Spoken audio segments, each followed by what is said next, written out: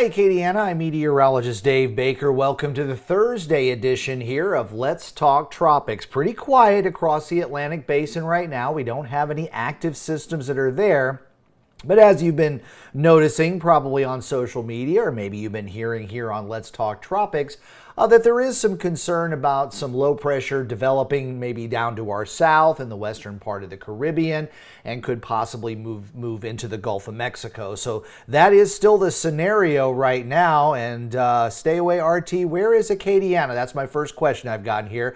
It's south central Louisiana, right along the coast, goes up to Avoyelles Parish, goes west to Cameron Parish, and goes east to Lafourche Parish. And Lafayette is right here in the heart of Acadiana. So central southern portions of Louisiana along the coast, if you're not familiar with where Acadiana is. Anyway, we're talking about these different systems that might be developing, but real quick, want to kind of go over our current conditions. We're holding at 90 degrees here in Lafayette, and that dew point has been running in the 70s, so it is quite warm out there and humid too.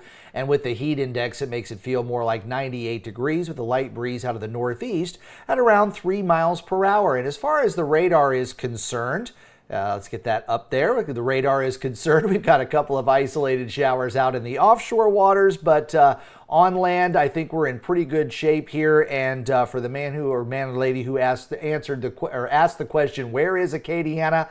Basically, this is about where Acadiana is in this particular, at least the official Acadiana region, according to the Louisiana government. But we take in Rapides and Vernon and Beauregard Parish as well, Calcasieu too. And of course, we cover some of the North Shore areas here on Let's Talk Tropics and on Acadiana Weather Today. So that is the general area of Acadiana. And thank you for visiting if you're from outside. I think I've gotten questions from you before, and I have a feeling that you might be from the Texas area. So let's go ahead and look at some of our traffic cams here today, as we've got partly cloudy skies. As I said, it is a very hot and humid and very summer-like day here in South Louisiana. Even though we're getting closer to the fall equinox, fall usually does not want to get started until sometime in October. We've been surprised a few times with some cold fronts, but looking at some of the extended models, not only in tropical weather, but at this time of the year, I start to look for cold fronts as well. And so far have not seen anything major heading in our direction, but we might have some promise as we get into October. But there's a look at the big picture right now. Again, the Gulf, the Atlantic, the Western Caribbean, at least close to home, is fairly quiet. You still got a low pressure area there off the northeast of the New England coastline. That's going to bring some rain there, but it is a non-tropical low right now. And for our friends who are boating or working out in the Gulf of Mexico today, your winds and seas are pretty light. I know you'd probably like to have a breeze if you're out in a boat because all that sunshine and it gets pretty hot out there, but the winds and seas are fairly light. So you got a really pretty day today out over the Gulf of Mexico, but it is somewhat hot. Still got kind of a leftover frontal boundary that's here right along the Gulf Coast, and that might get a few scattered showers and thunderstorms going, and it looks like a little bit of a boundary here down over South Florida that had some thunderstorms going in that region at this time yesterday, and it looks like they're getting a little bit more of that today. Then as we look at the Caribbean, right now everything is quiet. Good trade winds kind of working their way off toward the west, and you still got a little bit of disturbed weather up in this area. You've got a low pressure center, and you've also got the remnants of Gordon that is out there. That still has a little bit of a chance for some development. And as far as our development, we are going to be seeing the possibility of some development over Central America. And one of the reasons we're going to focus here is there's something that's quite interesting, and it's called the Central American Gyre. And it gets a little more active in the spring, and then it kind of comes back a little bit more in the fall. It's more of a permanent kind of an area, kind of like the Bermuda High, but basically you get this big, broad area of low pressure that can sometimes sit for days or weeks here across Central America. And you get these little disturbances that might kind of generate their way. Boy, I had this telestrator working great earlier today, but once we go live, this thing wants to go crazy. But occasionally you'll get little ripples of energy that will kind of work their way around that giant low pressure area, and sometimes it can create low pressure over the waters of the western part of the Caribbean Sea. And we see this a lot during the month of June, and that's why we focus on the Bay of Campeche and the Western Caribbean during the month of June. And then usually this starts to pull in here again going into October and November, and again we start focusing on developing systems more in the western part of the Caribbean. But fortunately, as we get into the latter part of the hurricane season, a lot of times when you do have something develop in this area, the fronts are getting going a little bit more over the continental U.S., so a lot of times you have these kind of shift off toward the northeast. They affect Cuba, the Bahamas, Florida, and eventually out in the Atlantic Ocean. And part of the reason why we think this might be getting started is the wind shear right now, you're starting to get more of a northerly flow. Remember, in the tropics, you have an easterly flow, so everything comes from the east and goes off toward the west. But occasionally when you get a disruption, especially when you get these cold fronts that starts to come in, you get more of a northerly wind that starts to hit Central America. And what we're experiencing possibly next week looking at the wind shear is you get a little bit of a bend in that. And when you have a forecast that kind of comes like this, you can sometimes get low pressure to start to spin up maybe in the mid levels, and eventually it can work its way down to the surface. So that is why we're concerned about this area getting another tropical system to develop here over the next week or so, and that models have been watching that as well. And remember, the National Hurricane Center is also watching this particular area and now has a medium chance that we're going to see some development over the next 7 days. I don't think days 1, 2, or 3 are going to provide anything exciting out there, but as we get into the latter part of that 7-day period, we could see something develop. And another reason why that area is so concerning is because the water temperatures are so incredibly high there, 30 to 31 degrees Celsius. That's 86 to 88 on your Fahrenheit scale. Remember, you need a minimum of 80-degree water, so we're well above that. So anything would be able to sustain itself over waters like that. And then on top of that, the western part of the Caribbean and the southern portion of the Gulf of Mexico also has tropical cyclone heat potential that is literally off the charts here over much of the Caribbean. And what we're talking about here is not just the surface waters being 80 degrees, but how deep that water goes where the 80-degree water conditions exist. So if a tropical system tries to develop over that area, it's already over warm water. And then when you got that high heat potential, it's like premium fuel. So it can feed off of that, and sometimes you get intensification and sometimes rapid intensification, while at the same time a fully formed system could move over this area and still be able to churn up warmer waters below the surface, so it can still continue to grab some of that premium fuel. And sometimes even a low-end hurricane can whip up to a Cat 4, Cat 5 in nothing flat. So that's part of the reason why we're more concerned about this area well ahead of time and looking at the different computer models. I know this is going to be going out several days and there are a lot of different model solutions, but at least most of the global models are indicating that lowering pressures are going to happen in this area over the next week, which could eventually develop into a tropical system. And of course, during the month of September, the Gulf of Mexico is certainly a hot spot. And then going back to that Central American gyre, you can see as we get into November, some of the development zones are a little bit more concentrated here over the western part of the Caribbean, which would be part of that. But again, when you get the big fronts that are starting to come off the continental U.S., it generally starts to take a lot of these tropical systems northward and then back out into the Atlantic Ocean. And even in November, it gets even more interesting because your tropical systems tend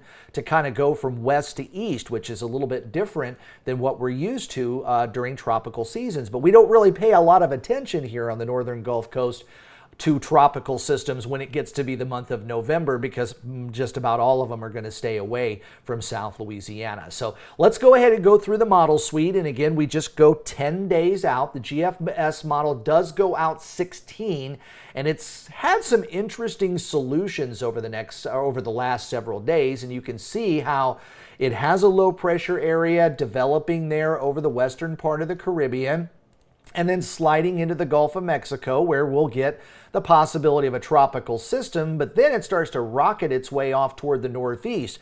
And I will say the GFS has been focusing a lot more on Florida, although it has had a couple of strikes in this particular area too over the last couple of days. But the solutions have been so different run to run that really the only thing we can bite on is that the GFS thinks there's going to be something developing in the Gulf of Mexico. How strong it gets, what direction it goes, and where its final location is all still up in the air. And the GFS had kind of a meandering system in the model before that kind of came up and then kind of worked its way that way and kind of went that way. So we are seeing some changes in the GFS. Now, the Euro model has been pretty much the low end on intensity, and going out 10 miles, we're seeing the low pressure area kind of develop there near the Yucatan. But the Euro model from earlier today is really going with a low end tropical depression, maybe over the Bay of Campeche, and then starting to get pulled more toward the north. And there are going to be a couple of fronts moving across the continental U.S. And I will say those fronts looked a lot deeper earlier this week. They don't look as impressive now as what we saw earlier in the week. But the Canadian is still kind of buying in that there's going to be a pretty good front coming in. And the Canadian model not only brings a tropical system through the areas of the Yucatan, and then unfortunately, at least at this run, runs it toward the northern Gulf Coast. And again, that's not the final solution. You can go in all different directions. But it also is much, much faster, with a northerly track actually reaching the northern Gulf Coast by about Friday or Saturday, while the other systems that bring it to the northern Gulf Coast, or the other models rather, are not getting this in here until maybe Monday or Tuesday of next week, with a bit of a stall maybe over the middle part of the Gulf of Mexico, possibly interacting with a front, but then also possibly missing a front and then kind of getting stuck. So the Icon model doesn't go out quite as far as the other models. It only goes out 7 days. So there's your day 7, and you see a formidable tropical system over the Gulf of Mexico. But at the same time, you've also got a front that's trying to work its way, but it's a lot flatter than what it was in the models that we saw earlier in the day. And I'm going to go through all 4 of the models and just stop it so that you get a better idea, because I know it's kind of hard to see when the animation kind of starts over and goes again and again and again. So here's the GFS model a week from today. So this will be Thursday midday, and the GFS has low pressure there over the Gulf of Mexico, north of the Yucatan Peninsula. But remember, it kind of shot this off toward the northeast in response to a front and kept it away from the northern Gulf Coast, which is a different solution than what we've seen the GFS run over the last several days. And a week from today, you've got a tropical depression maybe there over the Bay of Campeche, according to the Euro. The 12Z has not quite run yet, so we don't have the newest information. This model is already running about 12 hours old. The Canadian model is brand new, and I will say that the Canadian model has basically been putting a tropical storm or a hurricane in the Gulf of Mexico, mostly focusing on areas in the eastern part of the Gulf of Mexico over the last several runs. And I believe, if I've got my count right, I think the GFS has had a tropical system now in the Gulf of Mexico for about 9 or 10 runs in a row. And the Canadian model is like 5 or 6 or 7 in a row right now. And then the Icon finally also showing a tropical system in the Gulf of Mexico, but this is the last frame we have. But the trend was showing that maybe it would be going off toward the week. So boater, we're talking about the end of next week. So not this coming Monday. You don't have to worry about anything right now. It's going to be going into next week, next weekend, and possibly the early part of that following week. So we're talking about the 26th, 27th of September, and then beyond that. So you can do all your boating that you want, boater, this weekend. I think you're going to be just fine. But because we're looking at all of these different scenarios, again, you got the GFS that has a low there. The Euro has a low over the Bay of Campeche, and the Icon has one over the western part of the Gulf of Mexico. The Canadian is really the only outlier when it comes to the track as well as the speed. So if you want to break this all down into something simple, again, you don't have anything to worry about this weekend or the early part of next week. So go ahead and do your normal activities, but just kind of check in with the National Hurricane Center's website or any of the other models. I've got all of the links for all of these models down in the description below, so you can click those and make your own forecasts.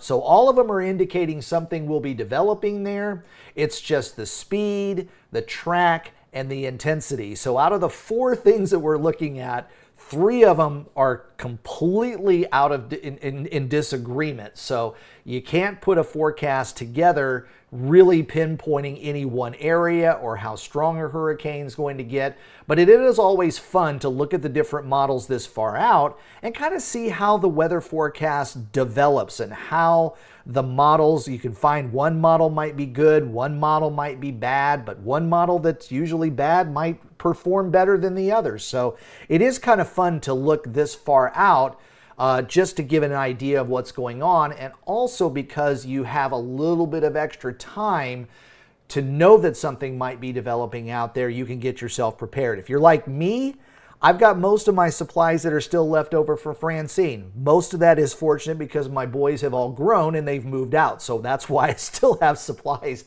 in the pantry, because otherwise it would have been long gone before Francine came in. But of course, there's a lot of folks that were affected by Francine that are probably on edge with the possibility of another tropical system coming in. And then there might have been a few of you who completely ignored Francine and you don't have anything together, thinking that we're in this bubble here in Acadiana and that we always miss the storms. But you know, our day is going to come one of these days. We've seen bubbles of protection along coast for many, many decades, and then all of a sudden you get hammered by something. So that is the reason why we try to give you as much notice as possible. Also let you know that, you know, all of these models are going to be subject to change over the next couple of days, but at least in the back of your mind, you know that it is the peak of hurricane season and there is a chance that we could be dealing with something late next week going into next weekend. So beyond 7 days from today. So those of you that have asked those questions, those are great questions. Again, we're talking about the end of next week going into next weekend. So at the earliest, we're talking September 26th, so a week from today, according to the Canadian model.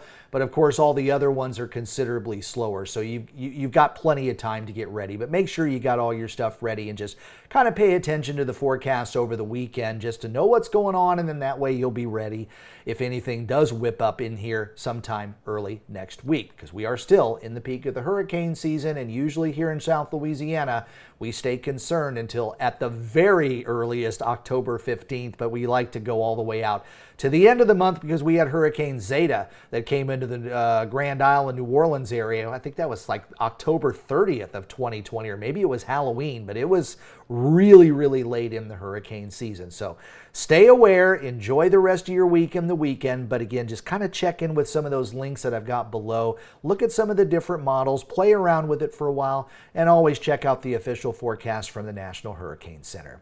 Well, I'm Meteorologist Dave Baker. I hope you enjoyed Let's Talk Tropics. If you do, please like this video and subscribe to the channel. Turn on the notifications too. And also please follow my social media pages there listed on your screen. I hope you have a great day, and I will see you early tomorrow morning at 7:30 for Acadiana Weather Today. We'll see you then.